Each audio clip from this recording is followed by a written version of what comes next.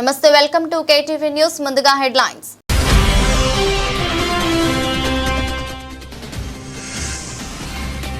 మూలధన వ్యయానికి మరింత ప్రాధాన్యం. ఆర్థిక శాఖపై సమీక్షలో ముఖ్యమంత్రి చంద్రబాబు.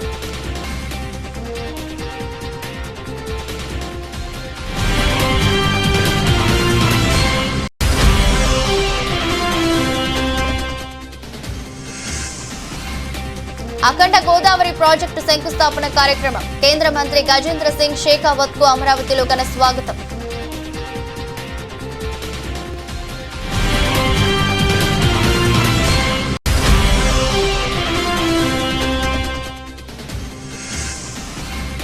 ఆంధ్రప్రదేశ్ ను ఆరోగ్య ఆంధ్రప్రదేశ్ గా నిలిపేందుకు ప్రభుత్వం అన్ని చర్యలు. సెంట్రల్ ఎమ్మెల్యే బూంటా ఉమా వెల్లడి.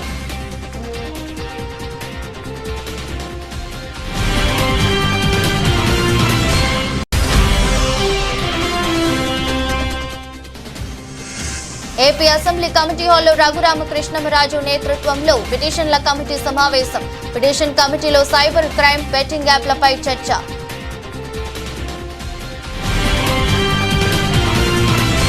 ఆర్థిక శాఖ స్థితిగతులు, రాబడులు, ఖర్చులపై సమీక్షించారు. సంక్షేమ పథకాలు, అభివృద్ధి కార్యక్రమాలకు నిధుల ఖర్చు విడుదలపై సీఎం క్యాంపు కార్యాలయంలో మంత్రి పయ్యావుల కేశవ్ ఆర్థిక శాఖ అధికారులతో గురువారం ముఖ్యమంత్రి చంద్రబాబు సమీక్ష చేశారు. పింఛన్లతో సహా సంక్షేమ కార్యక్రమాలకు ప్రతి నెలా వెచ్చిస్తున్న ఖర్చుతో పాటు రానున్న రోజుల్లో వివిధ పథకాల అమలు, అభివృద్ధి పనులకు ఖర్చు చేయాల్సిన విధులపై చర్చించారు. ఆయా కార్యక్రమాల అమలుకు అవసరమైన నిధుల లభ్యతపై చర్చించారు. నాబార్డు నుంచి నిధులు సమీకరించి పంచాయతీరాజ్ శాఖపై ఎక్కువ ఖర్చు చేయాలని సీఎం ఈ సందర్భంగా సూచించారు. కేంద్రం వివిధ కార్యక్రమాల కింద ఇచ్చే నిధులను మూలధన వ్యయానికే ఖర్చు చేయాలని సీఎం అన్నారు. సంక్షేమ పథకాలతో పాటు సంపద సృష్టికి, రెవెన్యూ జనరేషన్ కు కారణమయ్యే మూలధన వ్యయం మరింత పెంచాలని, ఈ తరహా ప్రాజెక్టులకు అధిక ప్రాధాన్యం ఇవ్వాలని ఆదేశించారు.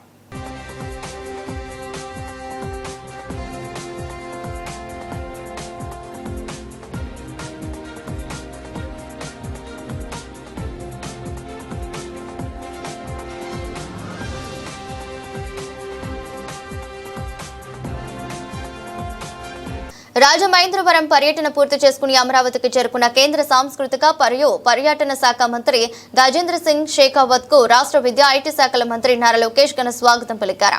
రాజమహేంద్రవరంలో జరిగిన అఖండ గోదావరి ప్రాజెక్టు శంకుస్థాపన కార్యక్రమంలో పాల్గొని 94.44 కోట్లతో చేపట్టిన అభివృద్ధి పనులను ప్రారంభించిన కేంద్ర మంత్రికి లోకేష్ ధన్యవాదాలు తెలిపారు. రాష్ట్ర అభివృద్ధికి కేంద్రం నుంచి అందుతున్న సహకారానికి కృతజ్ఞతలు వ్యక్తం చేశారు. ఈ సందర్భంగా నారా లోకేష్ తన పాదయాత్ర, యువగలం విశేషాలతో రూపొందించిన కాఫీ టేబుల్ బుక్ ను కేంద్ర మంత్రి గజేంద్ర సింగ్ షేకావత్ కు బహుకరించారు.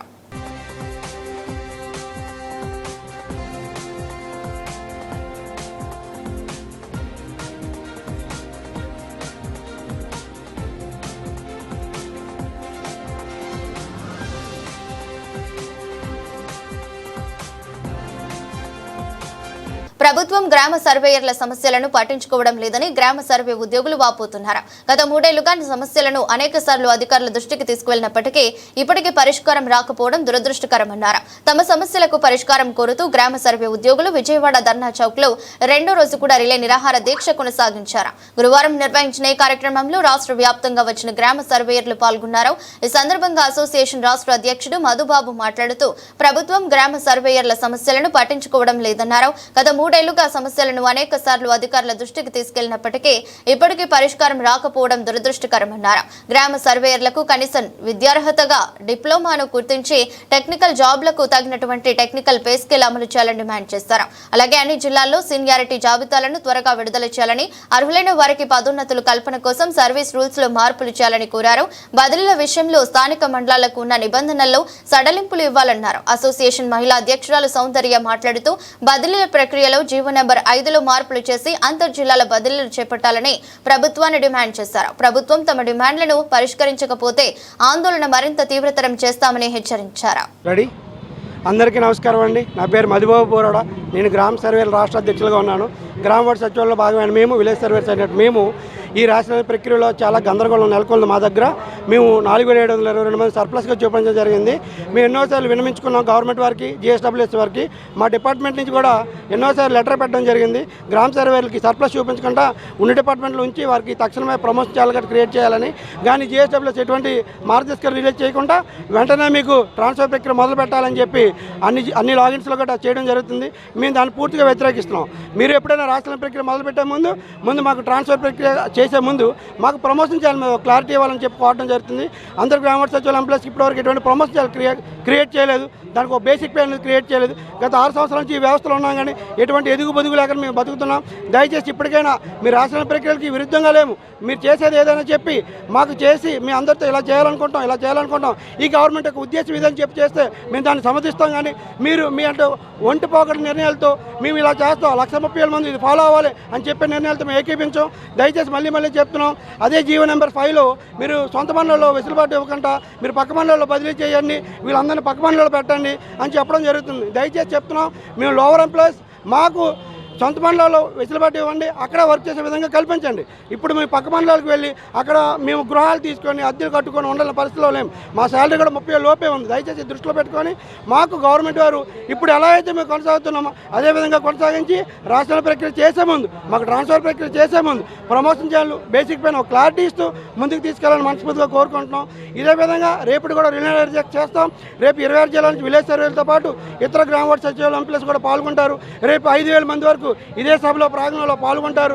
రేపు కానీ గవర్నమెంట్ ఏమైనా స్పష్టమైన ఆదేశాలు రాకపోతే రేపటి నుంచి మరో కార్యాచరణ మొదలుపెట్టి ఇక్కడే మూకుముడి నిరాహార దీక్ష, ఇప్పుడు రిలే నిరాహార దీక్ష చేస్తాం, రేపు నుంచి పూర్తిగా నిరాహార దీక్ష చేస్తాం. గవర్నమెంట్ దిగి వచ్చే వరకు ఈ పోరాటం కొనసాగుతుందని విలేజ్ సర్వే యూనియన్ తరఫున మరొకసారి మేము చెప్పగలుగుతున్నాం. ఆంధ్రప్రదేశ్ను ఆరోగ్య ఆంధ్రప్రదేశ్గా నిలిపేందుకు ప్రభుత్వం అన్ని చర్యలు తీసుకుంటుందని సెంట్రల్ ఎమ్మెల్యే బోండా ఉమా అన్నారు. ఎన్టీఆర్ వైద్య సేవ ద్వారా పేదలకు కార్పొరేట్ వైద్యాన్ని అందిస్తుందని అన్నారు. ముఖ్యమంత్రి సహాయ నిధి ద్వారా అనేక మంది పేదలకు అండగా నిలుస్తున్నారని చెప్పారు. విజయవాడ సెంట్రల్ నియోజకవర్గం 64వ డివిజన్ కండ్రికలో గురువారం ఉదయం టీడీపీ కార్యాలయం వద్ద హెల్త్ ఫర్ ఆల్ నినాదంతో ఒమేగా అను హాస్పిటల్స్ ఆధ్వర్యంలో ఉచిత మెగా వైద్య శిబిరాన్ని ఏర్పాటు చేశారు. ఈ శిబిరాన్ని ప్రభుత్వ వెబ్ సెంట్రల్ నియోజకవర్గ శాసనసభ్యులు బోండా ఉమామహేశ్వరరావు ముఖ్య అతిథిగా హాజరై రోగులకు ఉచిత మెడికల్ చెకప్ నిర్వహించి మందులు పంపిణీ చేశారు. ఈ సందర్భంగా మాట్లాడుతూ ఎన్డీఏ కూటమి ప్రభుత్వం అధికారంలోకి వచ్చిన తర్వాత రాష్ట్రాన్ని ఆరోగ్య ఆంధ్రప్రదేశ్ గా మార్చే దిశగా కృషి చేస్తున్నామని అన్నారు. తెల్ల రేషన్ కార్డు ఉన్న పేద ప్రజలకు ఎన్టీఆర్ వైద్య సేవ ద్వారా 140 రకాల వైద్య పరీక్షలు, ఉచిత మందులు అందిస్తున్నామని తెలిపారు. పేదవారికి కార్పొరేట్ స్థాయి వైద్యం అందేలా ప్రభుత్వం చర్యలు తీసుకుంటుందని, కార్డియాలజీ, నెఫ్రాలజీ, ఊపిరితిత్తులు, బీపీ, షుగర్ మరియు గర్భసంచి పరీక్షలు వంటి సేవలు కూడా ఉచితంగా అందించబడుతున్నాయని వివరించారు. ప్రైవేట్ హాస్పిటల్స్ కూడా ముందుకు వచ్చి ఇలాంటి శిబిరాలు నిర్వహించడంపై సంతోషం వ్యక్తం చేశారు. కార్యక్రమంలో డివిజన్ అధ్యక్షులు కాకొల్లు రవికుమార్, ప్రధాన కార్యదర్శి ఎస్కే బాబు, రమణ, స్వీట్ రమణ, కన్నా అప్పలనాయుడు, అడప సాయి, రాజేష్, తెల్ల భవానీ, తేజ తదితరులు పాల్గొన్నారు.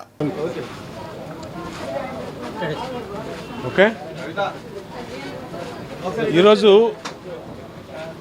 రాష్ట్రం మొత్తం స్వర్ణాంధ్రప్రదేశ్తో పాటు ఆరోగ్య ఆంధ్రప్రదేశ్ అనేది కూడా ఈ ప్రభుత్వం యొక్క కాన్సెప్ట్. ప్రతి పేదవాడికి మెరుగైనటువంటి వైద్యం అందాలనేదే ఈ ప్రభుత్వం యొక్క ఆలోచన. దాంట్లో భాగంగా ఎన్టీఆర్ వైద్య సేవ ద్వారా 140 రకాల వైద్య పరీక్షలు కానీ, వైద్య సేవలు కానీ, తెల్ల రేషన్ కార్డు ఉన్న వాళ్ళకి కార్పొరేట్ హాస్పిటల్స్లో ఉచితంగా అందిస్తూ ఉన్నాం. అన్ని రకాలుగా కూడా పేదవాళ్ళకి అటు కార్డియాలజీ కానీ, నెఫ్రాలజీ కానీ, లంగ్స్ కానీ, బీపీ కానీ, షుగర్ కానీ, లేదంటే మహిళలకి గర్భసంచులు తీసేయటం కానీ, ఇలా అనేక ఏ అవసరం వచ్చిన అనారోగ్యం పేదవాళ్ళకి ప్రభుత్వం ఉచితంగా వాళ్ళకి అందిస్తూ ఉంది. దాంతోపాటు ప్రైవేట్ హాస్పిటల్స్ వాళ్ళు కూడా మరి ప్రజలకి ఉచితంగా సేవలు అందించడానికి ముందుకు రావటం చాలా సంతోషం. ఇవాళ ఒమేగా అను హాస్పిటల్స్ పెద్ద ఎత్తున ఒక అత్యున్నతమైనటువంటి కార్డియాలజీ సేవల్ని ఎకో కానీ, అలాగే ఈసీజీలు కానీ, మిగిలినటువంటి ఇతర పరీక్షలు కానీ చేసి ఏదన్నా వాళ్ళకి డాక్టర్ గారికి ఇంకా పేషెంట్కి మెరుగైనటువంటి వైద్యం చేయాలంటే హాస్పిటల్కి రిఫర్ చేసి అక్కడ మళ్ళీ ఉచితంగానే వైద్యం చేయటం అనేది చాలా సంతోషం. వాళ్ళని ఒమేగా అను హాస్పిటల్ టీంని, వాళ్ళ యాజమాన్యాన్ని, సిబ్బందిని హృదయపూర్వకంగా అభినందిస్తూ ఉన్నా. ఈరోజు 64వ డివిజను కండ్రిగ ప్రాంతం, చాలా వెనుకబడినటువంటి ప్రాంతం, ఇది పేద వర్గాలు ఉండే ప్రాంతం. ఇక్కడికి పెద్ద ఎత్తున వాళ్ళ ఇంటి దగ్గరికి వచ్చి ఈ వైద్య సేవలు అందిస్తున్నారంటే హృదయపూర్వకంగా ఒమేగా అను హాస్పిటల్ టీంని అభినందిస్తూ, మరి దీంట్లో ఈరోజు మా డివిజన్ పార్టీ అధ్యక్షుడు రవికుమారు, ప్రధాన కార్యదర్శి బాబు, లక్ష్ణ, భవానీ, మిగిలినటువంటి పార్టీ నాయకులందరూ కూడా పాల్గొనడం, పెద్ద ఎత్తున మహిళలు. మన దేశంలోని అనేక మంది రాజుల్లో రాజర్షి ఛత్రపతి సాహు మహారాజ్ గొప్ప మానవతా విలువలు కలిగిన రాజని ఇంటర్నేషనల్ బీసీ వెల్ఫేర్ అసోసియేషన్ అధ్యక్షులు ఎన్వి రావు కొనియాడారు. 1800 సంవత్సరంలోనే బీసీ, ఎస్సీ, ఎస్టీలకు 50% రిజర్వేషన్ కల్పించిన మహానీయుడని ప్రశంసించారు. అనేక సేవా కార్యక్రమాలతో బడుగు బలహీన వర్గాల అభివృద్ధికి సాహు మహారాజ్ పాటుపడ్డారని చెప్పారు. గురువారం ఇంటర్నేషనల్ బీసీ వెల్ఫేర్ అసోసియేషన్ ఆధ్వర్యంలో రాజర్షి ఛత్రపతి సాహు మహారాజ్ 151వ జయంతి కార్యక్రమం ఘనంగా జరిగింది. సిండికేట్ బ్యాంక్ కాలనీలోని రాకేష్ పబ్లిక్ స్కూల్లో జరిగిన ఈ కార్యక్రమంలో సాహు మహారాజ్ చిత్రపటానికి పూలమాల వేసి పూజలు చేసి నివాళులర్పించారు. ఈ సందర్భంగా ఎన్వి రావు మాట్లాడుతూ సాహు మహారాజ్ చేసిన సేవలు ఎల్లపిల్లల ఆదర్శప్రాయంగా ఉంటాయన్నారు. సాహు మహారాజ్ బడుగు బలహీన వర్గాల వారికి, స్త్రీలకు, విద్యాలయాలకు హాస్టల్స్ నిర్మాణం చేశారన్నారు. ఎస్సీ, ఎస్టీ, బీసీలకు 50% రిజర్వేషన్ అమలు చేసిన ఘనత సాహు మహారాజ్కే దక్కుతుందన్నారు. నేటి పాలకులు ఆయనను ఆదర్శంగా తీసుకుని పరిపాలన సాగిస్తే బలహీన వర్గాల అభివృద్ధి సాధ్యమవుతుందన్నారు. ఆ రోజుల్లో బిఆర్ అంబేద్కర్ చదువుకునేందుకు ఆర్థిక సాయం అందించిన మహానీయుడు సాహు మహారాజు అన్నారు. ఈ కార్యక్రమంలో బీసీ ఉద్యోగ సంఘ నాయకులు Murthy, Bhaina Shekhar Babu, Vemula Venkatarao, BC international association ప్రధాన కార్యదర్శి నమ్మి అప్పారావు తదితరులు పాల్గొన్నారు. ఈరోజు చాలా సుదినం. మన భారతదేశంలో పుట్టిన అనేక మంది రాజుల్లో ఒక గొప్ప మహారాజు రాజర్షి ఛత్రపతి సాహు మహారాజ్ వారి 151వ జయంతిని ఈరోజు బీసీ ఇంటర్నేషనల్ వెల్ఫేర్ అసోసియేషన్ ఆధ్వర్యంలో ఇక్కడ ఆఫీస్లో చిట్టినారులో జరగడం చాలా సంతోషదాయకం ఉంది. వారు చేసినటువంటి సేవలు ఎల్లకాలం మనకి ఆదర్శప్రాయంగా ఉంటాయి. కులాలకి, మతాలకి అతీతంగా బడుగు బలహీన వర్గాల వారికి, స్త్రీలకు ప్రత్యేకమైన హాస్టల్స్ని, స్కూల్స్ని స్టార్ట్ చేసి వాళ్ళకి విద్య బోధించి తన రాజ్యంలో 50% రిజర్వేషన్ అమలుపరిచినటువంటి రిజర్వేషన్లకి పితామహుడు ఎవరైనా ఉన్నారండి భారతదేశంలో? సాహు మహారాజ్ మాత్రమే రిజర్వేషన్లకి పితామహుడు. ఆయన కల్పించడం వలన ఆ రోజు అనేక మంది ఉద్యోగాలు చేసుకొని విద్యను అభ్యసించారు. అందుట్లో బాబాసాహెబ్ అంబేద్కర్ కూడా ఆ రోజుల్లో 2500 రూపాయలు ఆర్థిక సహాయం చేసి ఆయన చదవడానికి, అలాగే ఆయన బాబాసాహెబ్ అంబేద్కర్ పత్రిక నడపడానికి, అలాగే జ్యోతిరామ్ పూలే ఆశ్రమం పత్రిక నడపడానికి కూడా ఆర్థిక సహాయం చేసినటువంటి మహానుభావుడు. అలాగే అనేక కులాలకి, మతాలకి అతీతంగా సామూహిక వివాహాలను నిర్వహించినటువంటి మహానుభావుడు ఆయన. ఆర్థిక సమానత్వం కోసం, సామాజిక సమానత్వం కోసం అనేక మందికి, బడుగు బలహీన వాళ్ళకి, అంటరాని వాళ్ళకి, అస్పృశ్యతగా కూడిన వారందరికీ కూడా న్యాయం చేయడానికి నిరంతరం కృషి చేసినటువంటి మహానుభావుడు. ఆయన చరిత్రలో ఎల్లకాలం నిలిచిపోతాడు. ఆ రిజర్వేషన్లకి ఎవరైతే పితామహుడు ఉన్నాడో ఆయనే. నా పేరు నమ్మి Apparao, BC international welfare association general secretary. ఈరోజు సాహు మహారాజ్ గారి జయంతి బీసీ ఇంటర్నేషనల్ వెల్ఫేర్ అసోసియేషన్ తరఫున, బీసీ ఇంటర్నేషనల్ ఆధ్వర్యంలో అనేక మంది మహానీయులు, పూలే, అంబేద్కర్, సావిత్రిబాయి పూలే, పెరియారు, నారాయణ గురు, వీరు జయంతి, వర్ధంతి కార్యక్రమాలు నిరంతరం ఇంటర్నేషనల్ వెల్ఫేర్ అసోసియేషన్ తరఫున నిర్వహించుకుంటున్నాం. మరి దాంట్లో భాగం ఈరోజు సాహు మహారాజ్ గారి 151వ దినం ఆయన జయంతి సందర్భంగా మా ఇంటర్నేషనల్ వెల్ఫేర్ అసోసియేషన్ తరఫున మేము సాహు మహారాజు సమాజం కోసం ఎట్లా పాటుపడ్డాడు, ఆయన జీవిత విశేషాలు ప్రతి ఒక్కరూ తెలుసుకోవాల్సిన అవసరం ఉందనే దీంట్లో భాగంగానే ఈ మహనీయులు గొప్పతనం ఈనాడు స్వతంత్రం వచ్చి 78 ఏళ్ళు గడిచినా కూడా ఈరోజు కూడా అట్టడుగు వర్గాలు, అణగారిన వర్గాలుగానే మిగిలిపోయి ఉన్నారు. సమానత్వం కోసం, సమాజ స్థాపన కోసం ఆనాడు మహనీయులు అనుకున్నటువంటి వారి త్యాగాలుగానే ఉంటున్నాయి. ఇవాళకి కూడా తినటానికి తిండి, కట్టుకోవడానికి బట్ట, ఉండటానికి ఇల్లు, ఏదైతే మనం బ్రిటిష్ వారి దగ్గర నుంచి స్వతంత్ర ఫలాన్ని అనుభవించామో ఆ ఫలాలు ఈనాటికి కూడా అందని పరిస్థితి, అందని ద్రాక్షలాగే మిగిలిపోయింది. ఇది మరి ఇలాంటి త్యాగమూర్తులు, త్యాగ ఫలితాలని మరి మన అందరం కూడా ఆ త్యాగాలు చేసినటువంటి వారి త్యాగ. సైబర్ క్రైమ్స్ పై ఏపీలో ఎక్కువగా ఫిర్యాదులు వస్తున్నాయని Andhra Pradesh assembly deputy speaker Raghurama Krishnam Raju పేర్కొన్నారు. గురువారం ఏపీ అసెంబ్లీ కమిటీ హాల్లో రఘురామకృష్ణమరాజు నేతృత్వంలో పిటిషన్ల కమిటీ సమావేశం జరిగింది. పిల్లలు, మహిళలు బెట్టింగ్ యాప్ల బారిన పడుతున్నారని వెల్లడించారు. టెక్నాలజీ ద్వారా ప్రజలను నిండా ముంచేస్తున్నారని అన్నారు. పిటిషన్ కమిటీలో సైబర్ క్రైమ్, బెట్టింగ్ యాప్లపై చర్చించామని తెలిపారు. ఏపీలో ఆన్లైన్ జూదం నివారణకు ఎలాంటి చట్టాలు అమలు చేయాలనే విషయంపై చర్చించామని తెలిపారు. శాసనసభ పని దినాలు పెంచాలని పిటిషన్లు కూడా ప్రజల నుంచి వస్తున్నాయని వెల్లడించారు. ఇకపై ప్రతి 15 రోజులకోసారి పిటిషన్ల కమిటీ సమావేశమై ప్రజా సమస్యల పరిష్కారానికి కృషి చేస్తామని కృష్ణమరాజు అన్నారు.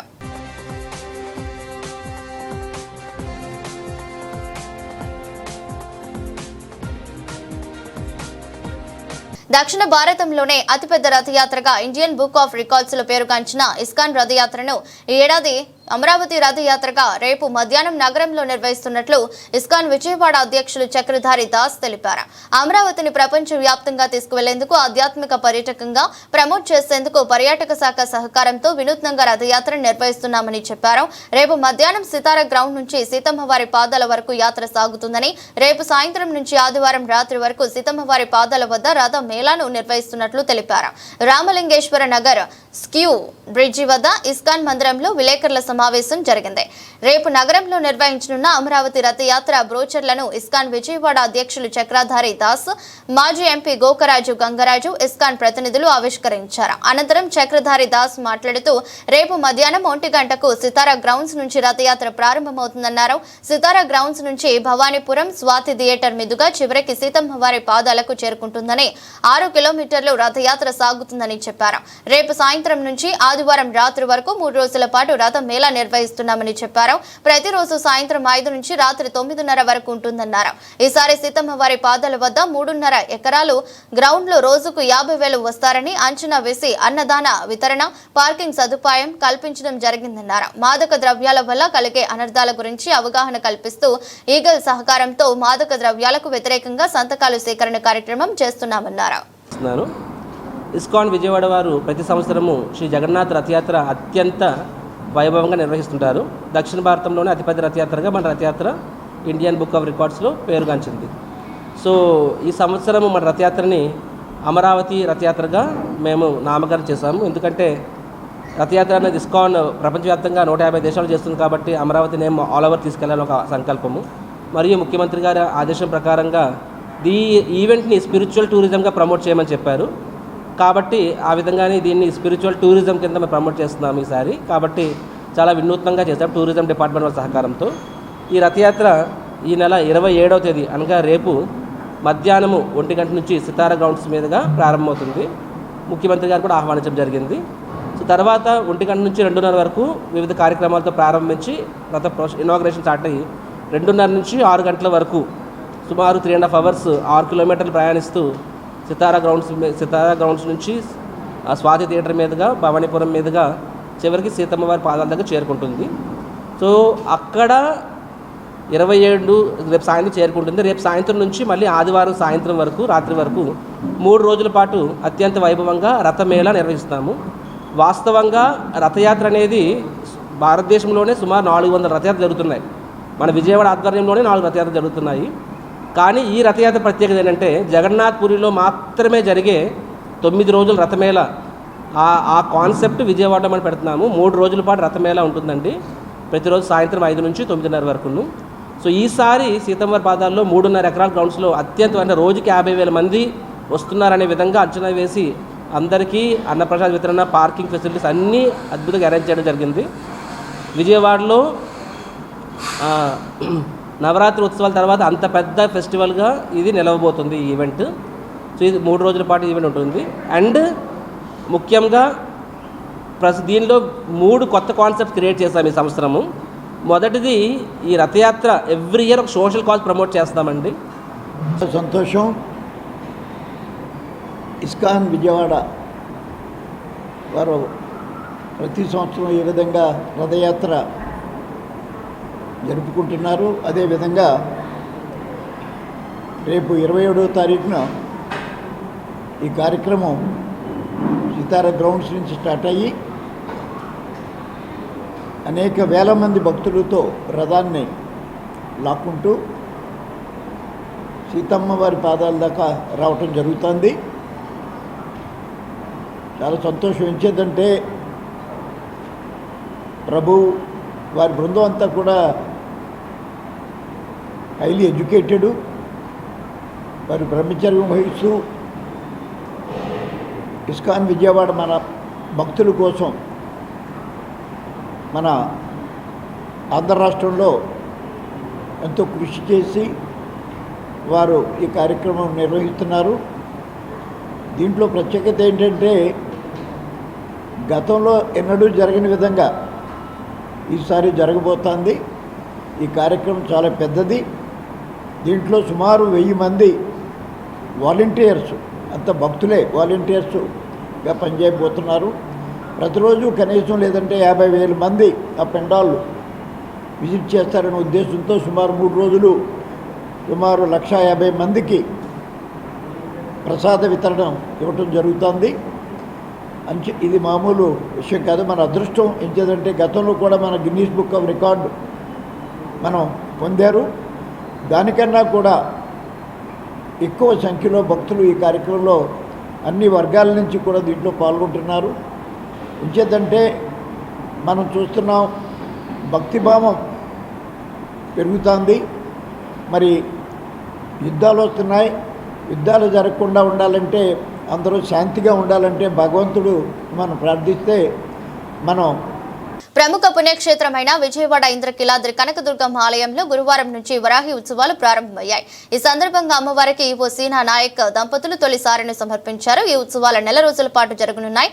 ఇంద్రకీలాద్రిపై కొలువున్న కనకదుర్గమ్మ ఆలయంలో 4 రోజుల పాటు వరాహి ఉత్సవాలు నిర్వహించనున్నారు. ఈ సందర్భంగా అమ్మవారికి ఈవో సీనా నాయక్ దంపతులు తొలిసారిని సమర్పించారు. మేళతాళాలతో మంగళ వాయిద్యాల నడుమ పసుపు, కుంకుమ, పువ్వులు, గాజులు, చలిమిడి, గోరింటాకు అమ్మవారికి శేష వస్త్రాలను సమర్పించారు. ఈ సందర్భంగా మాట్లాడుతూ తమ చేతుల మీదుగా అమ్మవారికి సారె సమర్పించడం చాలా సంతోషంగా ఉందని, ఆషాఢ మాసంలో అమ్మవారిని తమ పుట్టింటికి రమ్మని వేడుకుంటూ సారె సమర్పించామని, ఆషాఢ మాసంలో 4 రోజుల పాటు అంగరంగ వైభవంగా సారె సమర్పణ కార్యక్రమాలు జరుగుతాయని తెలిపారు.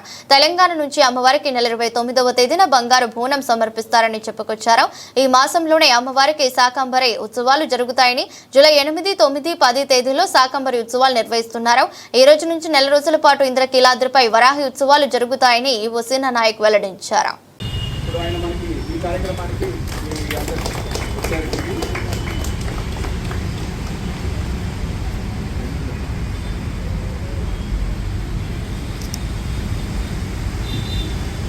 ఈరోజు రాష్ట్రానికి కానీ, దేశానికి కానీ, ప్రపంచానికి కానీ పెద్ద పెనుభూతంగా డ్రగ్స్, గంజాయి మారింది. దాని ద్వారా యువత భవిష్యత్తు నాశనం అయ్యే పరిస్థితి ఉంది.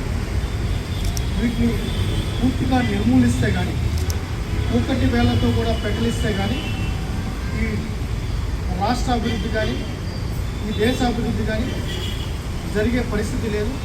ముఖ్యంగా యువత, ఈరోజు మంచి భవిష్యత్తు ఉండాల్సిన యువత, ఆ కుటుంబానికి చూసుకోవాల్సిన యువత, ఆ రాష్ట్రాన్ని అభివృద్ధి వైపులో నడపాల్సిన యువతని ఈ చెడు వ్యసనాలకు పక్కదారి పడడం వల్ల వాళ్ళు అనుకున్న గోల్స్ రీచ్ చేయలేని పరిస్థితిలో ఈరోజు నెలకొనింది.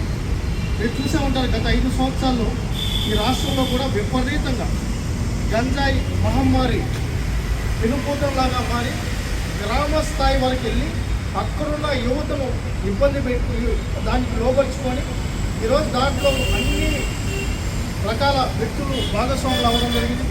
తద్వారా చాలామంది యువత అయితే ఎంత ఇబ్బంది పడ్డారో అంత ఇబ్బంది పడ్డారు. ముఖ్యంగా ఆడబిడ్డలు.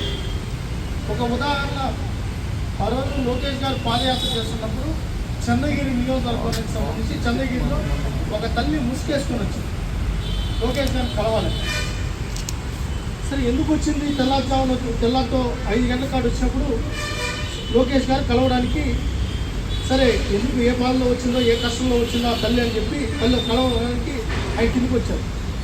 ఆ ముసుగు తీసి ఆమె చెప్పింది ఏంటంటే, నా ఇద్దరు ఆడబిడ్డల్ని 10వ తరగతి చదువుతున్న ఇద్దరు ఆడబిడ్డల్ని, ఒక బిడ్డని అక్కడున్న ఎవరైతే లోకల్గా ఉన్న ఒక నాయకుడు, ఒక పార్టీకి చెందిన వ్యక్తి ఆ బిడ్డకు గంజాయి డ్రగ్స్ అలవాటు చేసి లోపరుచుకొని ఆ అమ్మాయి జీవితాన్ని నాశనం చేశారు, మా బిడ్డల జీవితాన్ని నాశనం చేశారు. మాకు ఏమవుతుంది సార్, ఎడిక్షన్ సెంటర్లో జాయిన్ చేయించి మా బిడ్డల్ని కాపాడండి అని చెప్పి ఆ తల్లి ఆ రోజు పెట్టిన కన్నీరు ఇప్పటికీ మాకు గుర్తుంది.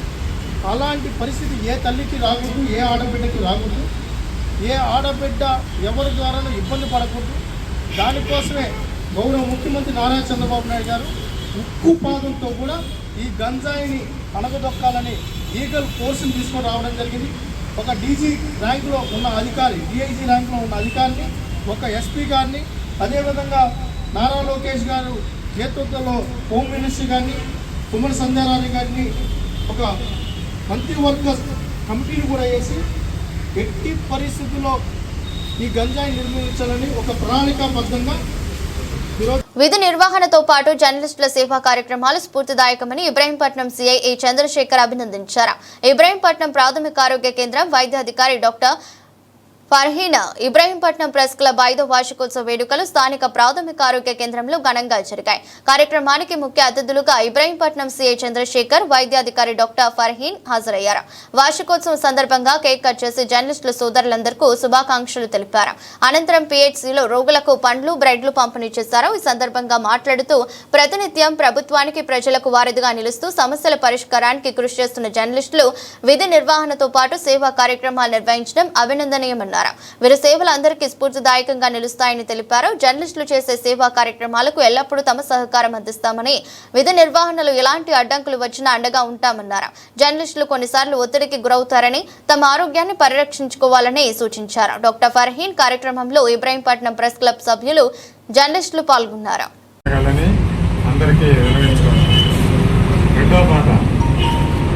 మా సహకారం ఎల్ల వేళలా ఉంటుంది. నేను ఇక్కడ ఉన్నా లేకపోయినా కూడా నా సహకారం, ప్రెస్ మిత్రులందరికీ కూడా నా సహకారం ఎల్లవేళలా ఉంటుంది. ఆ రెండు మాటలు కాకుండా ఇంకో మాట ఏంటంటే, ఇటువంటి వార్షికోత్సవాలు ఎన్నో చేసుకోవాలి, ఇలాగా ఇంతకన్నా మంచిగా పండగ వాతావరణం చేసుకోవాలని మనస్ఫూర్తిగా కోరుకుంటున్నాను.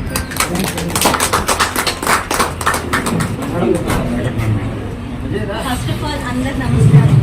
ఇబ్రహీంపట్నం ప్రెస్ క్లబ్ వాళ్ళందరూ జర్నలిస్ట్ అందరికీ కంగ్రాచులేషన్స్ 5 years కంప్లీట్ చేసుకున్నందుకు. ఇలానే ఇంకా ఎన్నో ఇయర్స్ కంప్లీట్ చేసుకోవాలి. యానివర్సరీస్ మేము ఉంటే మేము కూడా పార్టిసిపేట్ చేస్తాము. అండ్ ద వే నాకు చాలా తక్కువ. వార్తలు ముగించే ముందు మరోసారి హెడ్లైన్స్.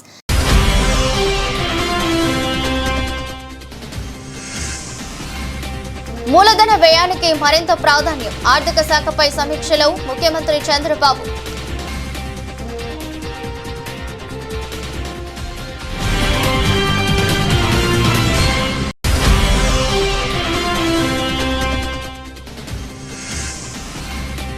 అఖండ గోదావరి ప్రాజెక్టు శంకుస్థాపన కార్యక్రమం, కేంద్ర మంత్రి గజేంద్ర సింగ్ షేకావత్ కు అమరావతిలో ఘన స్వాగతం.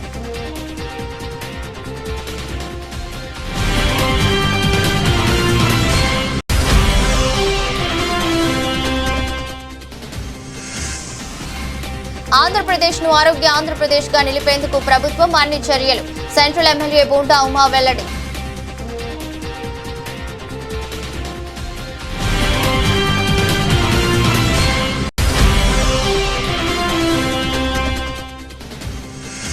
ఏపీ అసెంబ్లీ కమిటీ హాల్లో రఘురామకృష్ణమరాజు నేతృత్వంలో పిటిషన్ల కమిటీ సమావేశం.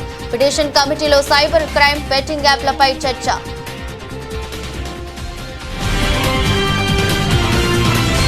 ఇది బులెటిన్. మరో బులెటిన్లో మళ్ళీ కలుద్దాం. అంతవరకు సెలవు. నమస్కారం.